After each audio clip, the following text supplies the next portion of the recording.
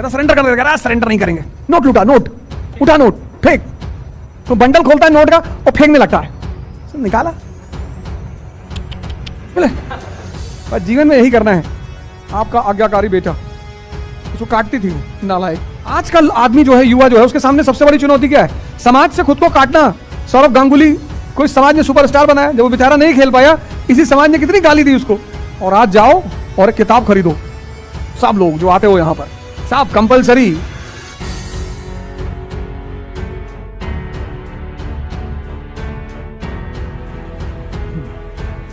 जय हिंद फ्रेंड्स।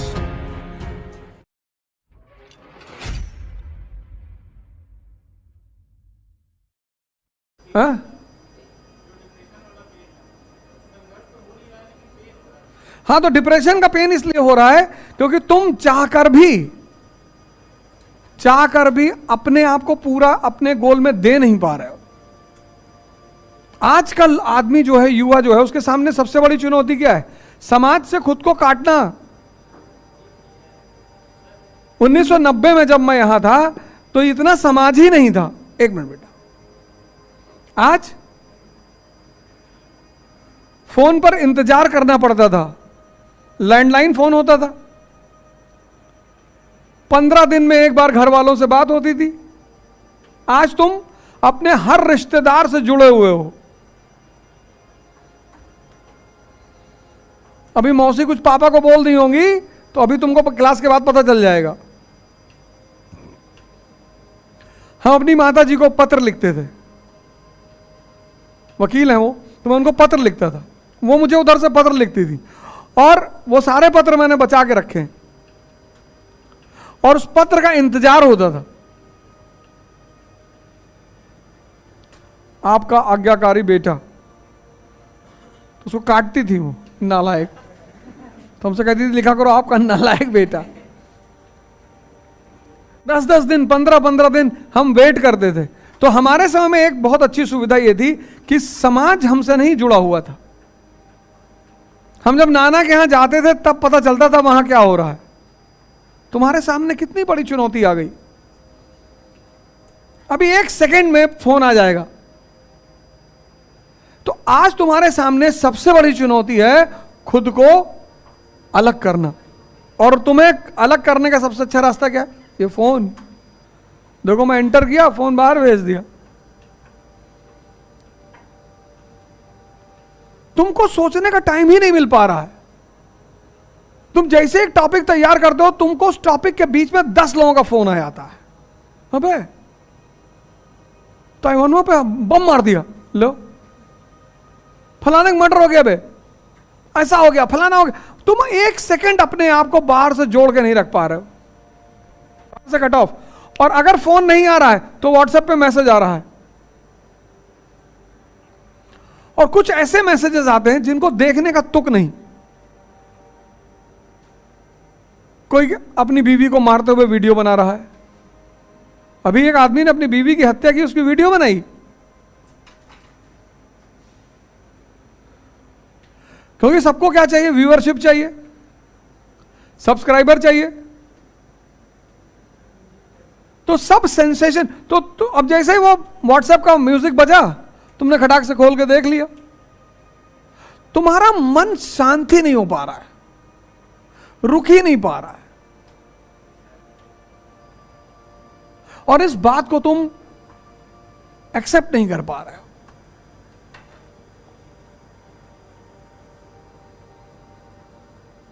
मान ही नहीं रहे हो। वॉशरूम में फोन लेके लोग जा रहे हैं, पता लगा 45 मिनट वहीं बैठे हैं। खटखटाना पड़ रहा है कि कब तक। आ रहे पिक्चर देख रहे थे, वहीं बैठ गए 45 मिनट। 45 मिनट मोबाइल सामने रखे हैं, ब्रश कर रहे हैं, मसूड़े में घुस गया ब्रश। अरे यार, अभी खाना खाते खाते एक बच्चा खाना खा रहा था, मोबाइल देख रहा था, उसके लंग्स में चावल दाल का दाना चला गया, मौत हो गई तुरंत।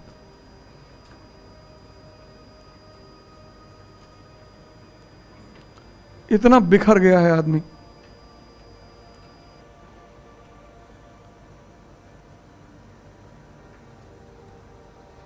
इतना आदमी बिखर गया है, समेट ही नहीं पा रहा अपने आप को।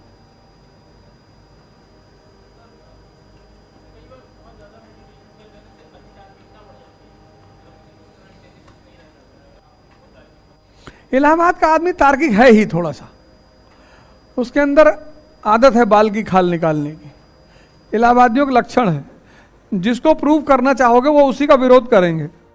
जो भी आईएएस की तैयारी कर रहा है उसको तैयारी का डर नहीं है, उसको फेल होने का डर है। क्योंकि तुम्हारा चित्र किस पे बनता है? रिजल्ट पे।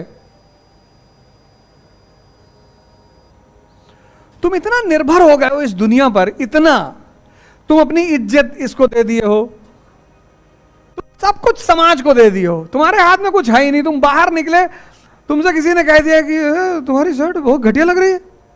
अच्छा, अरे बहुत चपरासी जैसे लग रहे हो यार, तुम भागे तुरंत अंदर।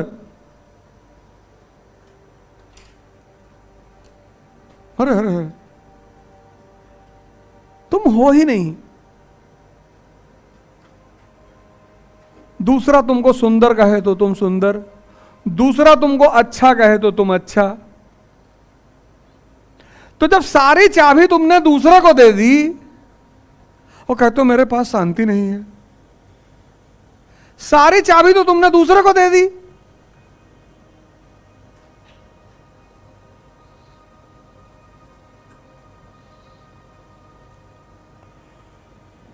हमारे बाप बताते हैं कि भैया हमारी शादी हुई थी तो एक कुर्ता पैजामा आया था और उस पर हम इतने खुश हुए थे 1961-61 में, 60-65 के आसपास की बात बताते हैं कि भैया हम इतने खुश हुए थे उस वक्त की क्या बात, कुर्ता पैजामा।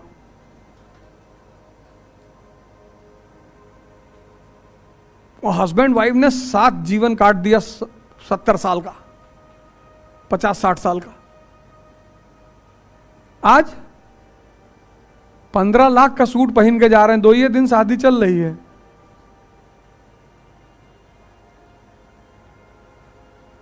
रोज नया नया फैशन शादी में जोड़ रहा है।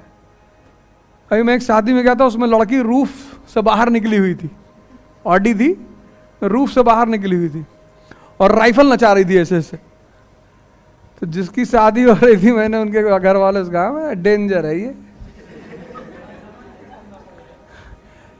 कहीं नहीं नहीं ऐसे ही, इसने कहा इसको अच्छा लगता है तो राइफल। हमने कहा दहेज में ला रही है? नहीं नहीं नहीं, नहीं। तो बच के रहना पंडित जी। चश्मा उस्मा लगाई थी ब्लैक, रूफ से निकली हुई थी, राइफल नचा रही थी। हमको इतना अच्छा लग रहा था उसको देख के कि वाह बेटा शानदार, बहुत अच्छा। जो एक हाथ में बोतल भी पकड़ लेती तो अरे बाप।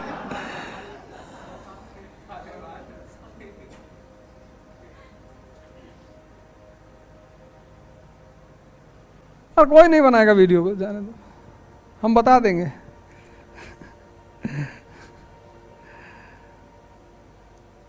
यहां सब हिडन कैमरास लगा देंगे हम अगली बार से। बोला है मैंने कहा 2-4 तरफ साइड कैमरा लगवा दो। कोई मोबाइल, हम तो क्लास अब शुरू हो जाएगी तो मोबाइल लेके मैं अंदर नहीं आने दूंगा किसी को। आप जाओ, मत पढ़ो यहां पे, हमको नहीं चाहिए स्टूडेंट। तुम यहां पढ़ोगे यथार्थ में तो मेरी शर्तों पे पढ़ोगे, तुम्हारी कोई शर्त नहीं। एक गुरुकुल है, तुम्हारी कोई शर्त ही नहीं। मोबाइल वोबाइल लेके तो कोई अइबे नहीं करेगा। अप्रैल से जनवरी 10 महीना, फरवरी मान लो, तुम मेरे साथ मेहनत कर लो, 2, 4, 10, 15, 20 जितने लोग हैं, तुमको मेंस दिलाएंगे।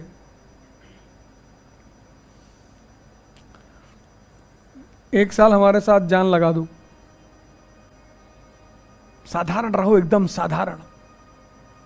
कोई टेंशन है हमको बताओ? टेंशन तो है ही नहीं कोई जीवन में। टेंशन तुमने पाल रखी है। तुम खुद को जो है ना गामा मान बैठे हो और हो कुछ नहीं। और तुम ही नहीं, हम सब।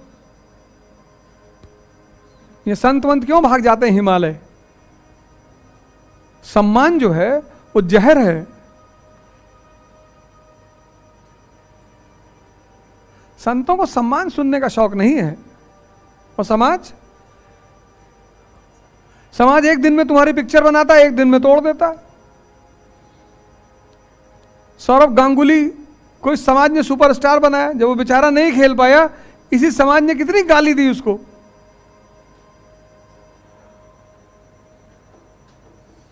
ये कुछ नहीं है समाज। जब भी इसके पास जाओ एक बोरा नोट लेके जाओ, ऐसे निकालो, ये ले,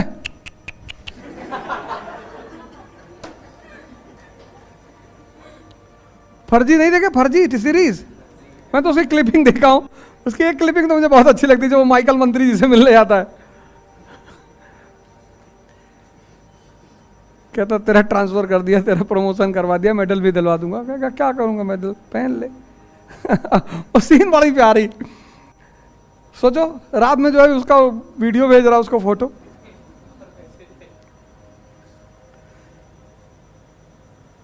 तो उसमें जब वो उसका मंसूर का पीछा करते हैं, जब वो नोट लेके जा रहे होते हैं, कहता सरेंडर कर देते, कहता सरेंडर नहीं करेंगे, नोट लूटा, नोट उठा, नोट फेंक। तो बंडल खोलता है नोट का और फेंकने लगता है। देखो पब्लिक कैसे बीन रही कूद कूद के, उसका पुलिस वाले देख रहे हैं कि अरे यार, बस जीवन में यही करना है। सब निकाला, मिले।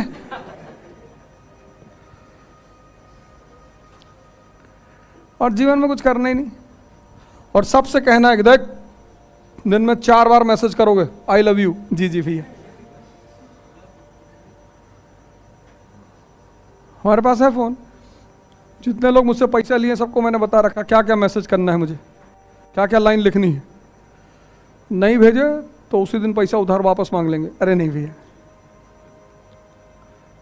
तो सबको मैंने 2-4 लाइनें दे रखी हैं कि लिखा करो कि आप सम्राट हैं, महाराजा हैं, आदित्यराज हैं। फिर मैं शाम को सोने से पहले सब मैसेज चेक करता हूँ।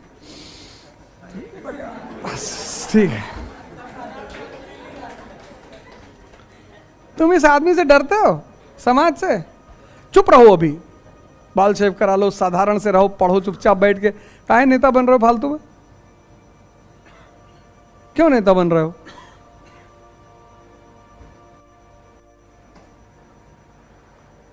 जिस दिन तुमको जहर पीने की औकात पैदा हो जाएगी, ये तुमको भगवान मान ही लेगा। जिस दिन तुमने शिशुपाल की तरह किसी को उड़ाया, तुम्हारे पैर पे जीजे जी तुमको ये सब पढ़ के देख के समझ में नहीं आता। तुम विद्यार्थी हो, स्टूडेंट, एस्पिरेंट, साधारण रहो, एकदम सिंपल। मिनिमम पैसा खर्चा करो, मिनिमम। पढ़ने मन ना लगे, 4-5 लोग मिलकर साइकिलिंग कर डालो, यहां से मिर्जापुर चले आओ। हम भी किसी दिन खाली रहेंगे, चलेंगे तुम्हारे साथ बनारस तक। 100 ही किलोमीटर तो है, 100। खाते पीते निकल गए। जब तक खत्म हुआ तब तक पता लगा बंगाल का रास्ता सीधे हम पहुंच गए बनारस। और वहीं जो है चल के भोलेनाथ बाबा का दर्शन किया जाएगा और फिर साइकिल से वापस। तो तुमको लगेगा कि यार बस। तुम कैसे कहते हो कि 100 किलोमीटर है? नहीं, अबे 100। अच्छा, तुम्हारा कहने का तरीका गलत हो गया है। अरे भैया 100 किलोमीटर है, 100 बगल। जज्बा मत मरने दो अपना। नौकरी तुमको मिलेगी, या तो भारत सरकार देगी या ओझा सरकार देगी। नौकरी की काहे चिंता कर रहे हो? नौकरी चाहिए ना, नौकरी के लिए तुम क्यों? तुम ताकत पैदा कर लो, तुम्हारे घर पे लोग ना लेकर आए नौकरी, मुझे बताना। तुम जो मेन चीज है उस पर ध्यान ही नहीं दे रहे हो।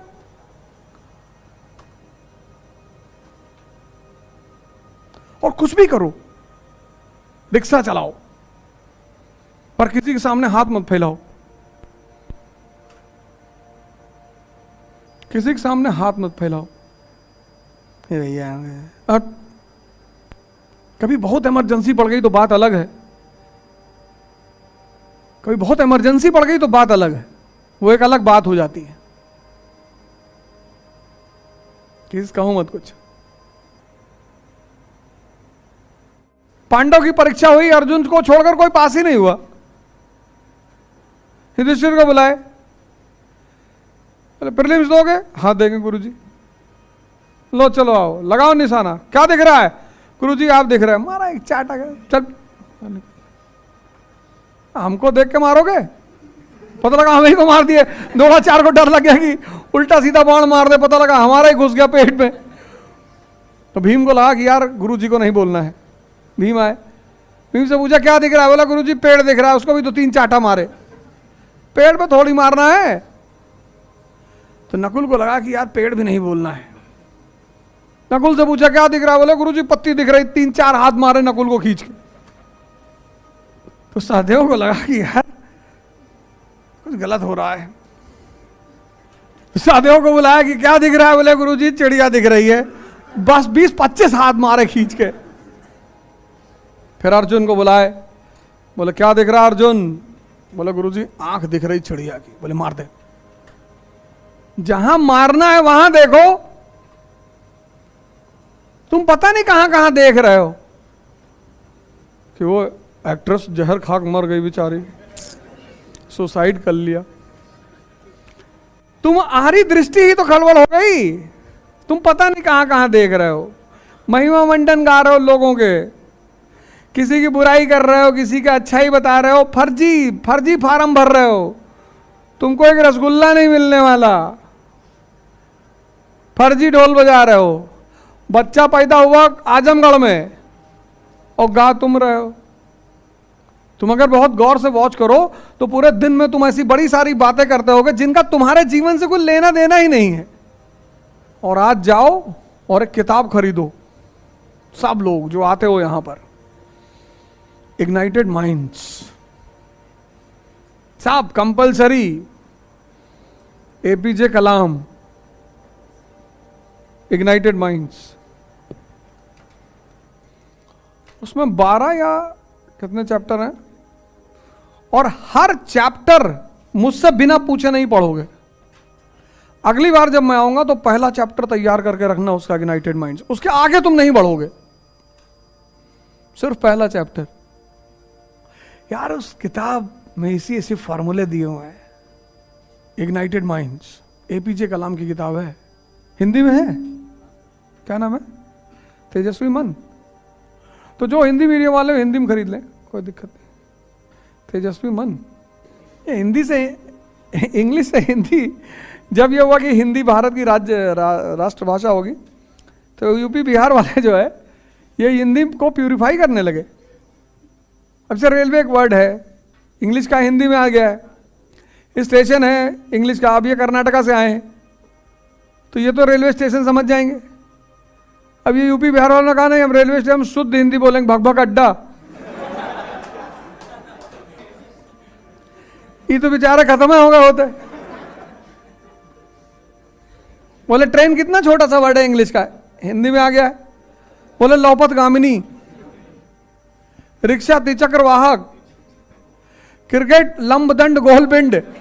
वो तमिलनाडु का आदमी सर पकड़ के बैठ गया कि अरे भैया ही क्या कह रहे हो? अरे बोले आधा नाम है लंबदंड गोलपिंड धरपकड़ प्रतियोगिता। वो तमिलनाडु वाला डर गया कि नहीं भैया एंटी हिंदी हिंदी सुनना ही नहीं, मतलब ही नहीं, जा बात ही नहीं करना हिंदी के। क्या जरूरत है सब ड्रामा करने की? भाषा जानना एक गौरव की बात है और अपने समाज में अपनी भाषा बोलना एक सम्मान की बात है। अपने गांव में बैठे हैं, अपनी भाषा बोलिए आप। लेकिन आप कई सारी भाषाएं जानते हो, वो गौरव की बात है, अच्छी बात है। वो भाषा जानना कोई बुरी बात नहीं है। ग्लोबलाइजेशन के दौर में तो अंग्रेजी जानना ही है। वहाँ रामकृष्ण आश्रम है दिल्ली में, मेट्रो। हाँ, रामकृष्ण आश्रम के बाहर जो भिखारी बैठते सब अंग्रेजी बोलते हैं। $1 गॉड ब्लेस यू, $1। वो सब ज़्यादातर अंग्रेज आते हैं वहाँ मंदिर में। तो उनसे वो हिंदी में कैसे कहें, $7, गॉड ब्लेस यू, 2 चिल्ड्रन। आज मुझे जो एक मतलब मैं कंपनी गार्डन गया था तो बैटरी रिक्शा में अक्सर जाता हूँ गमछा वमछा लपेट के, बीएड किया हुआ लड़का, 23 साल का लड़का है, 24 साल का। हमने कहा वो पढ़ाएं तुमको, फीस रखे हो? हाँ। मैंने कहा आओ रिक्शा चलाओ 5 घंटा, आओ तुम आओ। कहा भैया आज नहीं आएंगे, अगली बार कब आएंगे हम बताएं। हमसे पूछा आप कौन है? हमने कहा हमारी संस्था में बहुत पैसा, बताया नहीं हम कौन है, जहाँ रुकना था वहाँ रुके। हम कहा तुम आओ तुमको पढ़ाएंगे। बीएड किया हुआ, बैटरी रिक्शा चला रहा है, फतेहपुर का है। बात करने लगे तो बातचीत में लग गया कि पढ़ा लिखा आदमी है। जो छोड़ने गया था तो गुटखा खाया था, खुद भी खाया था, कि इतना बड़ा बच्चा बैठा था वो हुक खिलाया था। अबे मैंने कहा इसको तो मत खिला, कहा यही खरीद के लाया था मैं, इससे मांग के खाया।